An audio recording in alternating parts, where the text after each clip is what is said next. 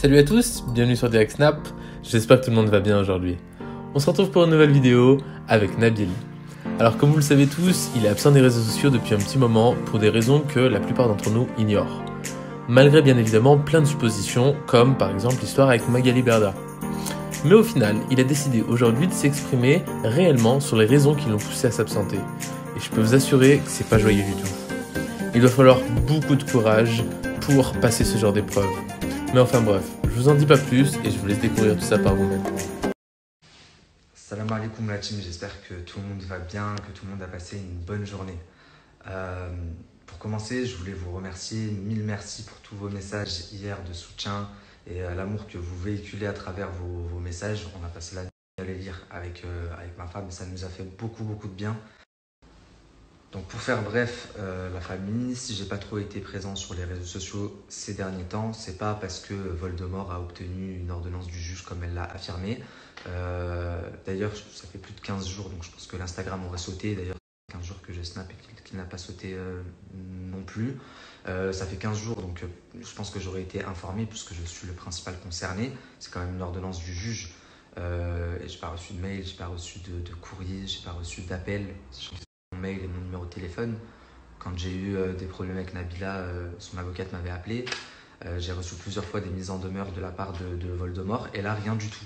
Donc une décision du juge, je pense que j'aurais été au courant. Après, on va pas vendre la peau de l'ours avant de l'avoir tué, puisque ça peut arriver dans les jours qui viennent. Si ça se trouve, je parle trop vite et mon Instagram va sauter dans les jours qui viennent. En tous les cas, si là vous n'arriviez plus à... Ça a coupé, pardon, je vous disais que si vous n'arriviez plus à me trouver sur Instagram et si je postais plus sur Snapchat, c'était volontaire, c'était ma décision, c'est moi qui ai désactivé mon Instagram. J'avais besoin de me retrouver avec ma femme, de me ressourcer auprès de ma famille. On a été très éprouvés ces derniers temps. Et je crois même que c'est de loin la pire épreuve que Dieu ait mis sur ma route. Je suis pas du genre à raconter mes problèmes sur les réseaux sociaux, même quand certaines personnes y verraient du buzz ou à étaler ma vie privée, parce que j'estime que mon rôle de blogueur, c'est de vous informer, de vous divertir.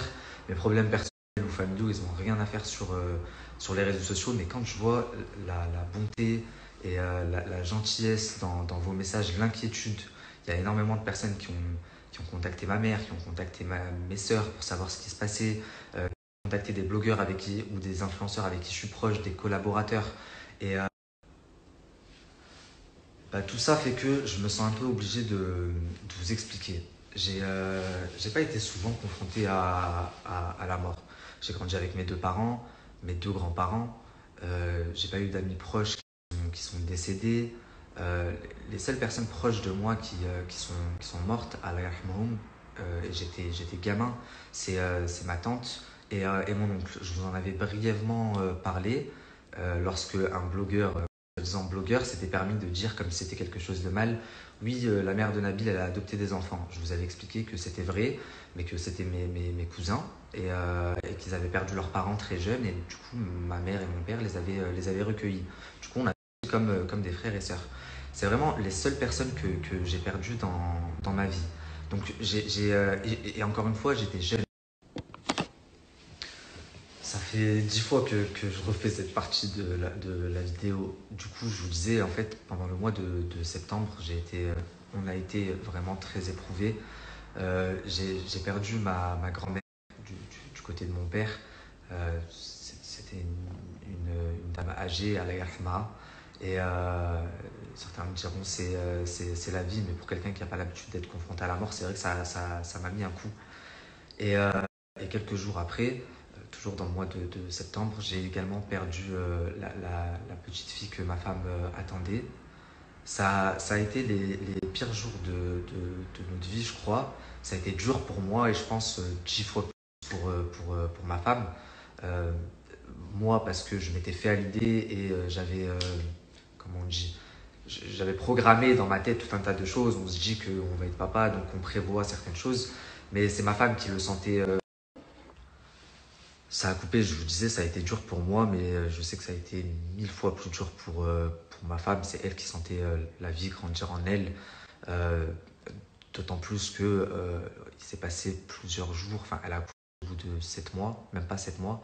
Et il s'est passé plusieurs jours entre le moment où le gynécologue nous a annoncé que le cœur ne battait plus, que l'hôpital a confirmé le décès et le jour où elle a accouché. Donc pendant plusieurs jours, elle était toujours enceinte, elle avait sa fille en elle, mais on savait qu'elle était morte. Étant donné que ça faisait plus de 6 mois, c'est une mort in vitro, c'est pas une fausse couche, il faut déclarer l'enfant.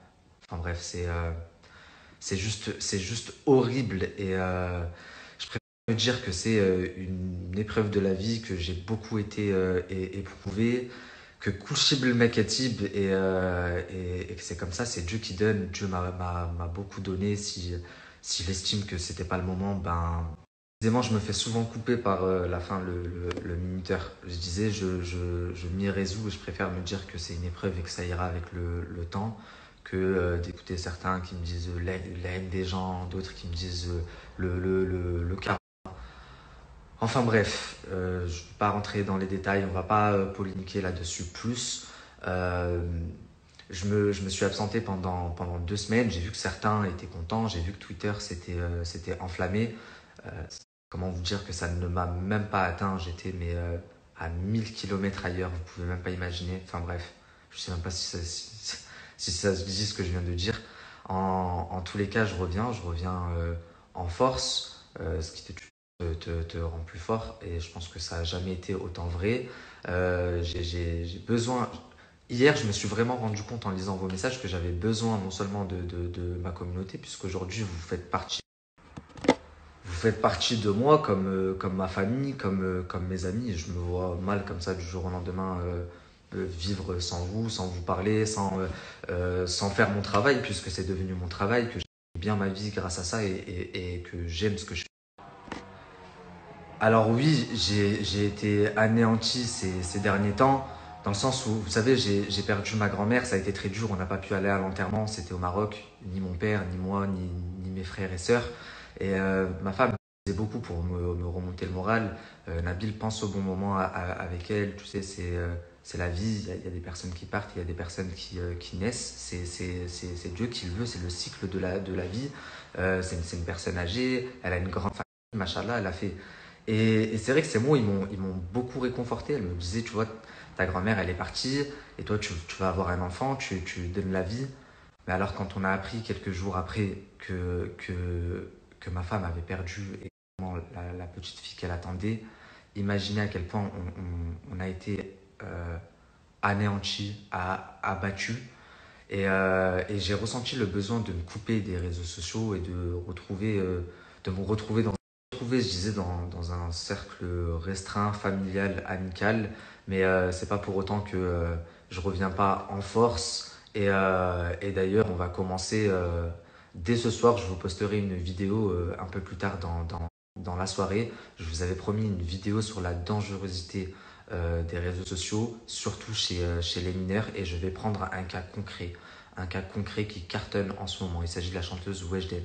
Donc je vous posterai la vidéo dans la soirée. J'ai passé la journée à bosser aujourd'hui. Je vous avoue que ça m'a fait du bien de me plonger dans autre chose, d'oublier et voilà.